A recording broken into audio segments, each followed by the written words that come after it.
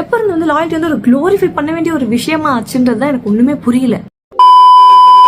I know இப்போ உங்க எல்லாரும் வீட்லயும் விஜயநாதர் ட்ரெண்டிங்ல இருப்பாருன்னு, ஆனா அதையும் தாண்டி இப்போ ஒரு புது ட்ரெண்ட் வந்துட்டு இருக்கு.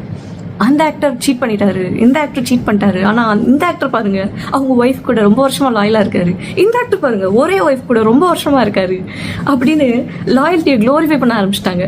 எப்போ இருந்து லாயல்ட்டிங்கிறது வந்து ஒரு ஃப்ளெக்ஸ் ஆச்சு? எப்போ இருந்து லாயல்ட்டியை வந்து எல்லாரும் க்ளோரிஃபை பண்ண ஆரம்பிச்சாங்க? எனக்கு ஒண்ணுமே புரியல. எனக்கு என்ன ஒரு டவுட்னா, நம்ம ஸ்டாண்டர்ட்ஸ் எல்லாம் அவ்வளோ கம்மி ஆயிடுச்சா?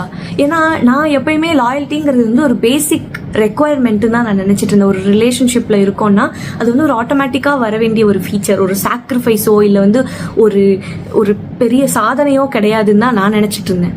ஒரு எப்படி சாப்பிட்றோம், தூங்குறோம், மூச்சு விடுறோம், அந்த மாதிரி ஒரு ரிலேஷன்ஷிப்ல வந்து அது வந்து ஒரு பேர் மினிமம் ரெக்குவயர்மெண்ட் அப்படிங்கிறது தான் என்னை பொறுத்த வரைக்கும் லாயல்ட்டிங்கிறது. அது வந்து ஒரு பேசிக் ஹியூமன் டீசென்சி. அது மாதிரி ஒரு நார்மலான விஷயம் தான் லாயல்ட்டின்னு நான் நினைச்சிட்டு இருந்தேன். இல்லை நான் தான் ஓல்ட் ஸ்கூலா இருக்கேனா, இல்லை நம்மளை சுற்றி இருக்கவங்க எல்லாம் இப்படி யோசிக்கிறாங்களான்ற கன்ஃபியூஷன்லேருந்தே நான் இன்னும் வெளியே வரல. ஒருவேளை வந்து உங்களால லாயலா கூட இருக்க முடியல அப்படின்னா கூட அதை வந்து நான் தப்புன்னு சொல்ல மாட்டேன். But you can be honest. நான் வந்து ஒரு சீரியஸான கமிட்மெண்ட்டுக்கு ரெடியா இல்லை, I'm not ready for this, இந்த லாங் டேர்ம் ரிலேஷன்ஷிப்கோ இல்லை சீரியஸான ரிலேஷன்ஷிப்கோ நான் ரெடியா இல்லை அப்படின்னு தெளிவாக எக்ஸ்பிளைன் பண்ணிட்டு உங்க ஆப்போசிட்ல இருக்கவங்களுக்கு அது ஓகேனா you can go for a fling or like whatever you want. That's not even a problem. ஆனா உங்ககிட்ட சீரியஸ் ரிலேஷன்ஷிப்பையோ கமிட்மெண்ட்டையோ எக்ஸ்பெக்ட் பண்ற ஒருத்தவங்க கிட்ட போயிட்டு இது எதையுமே சொல்லாம அவங்க ஃபீலிங்ஸ்ல விளையாடுறது is not right thing to do. People do have heart, people do have feelings. உங்களுக்கு அது வலிக்கலன்றதுக்காக மற்றவங்களுக்கு அது வலிக்கலன்னு கிடையவே கிடையாது.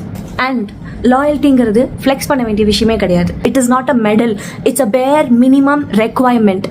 இதை பத்தி நீங்க என்ன நினைக்கிறீங்கன்னு கமெண்ட்ஸ்ல வந்து சொல்லிட்டு போங்க.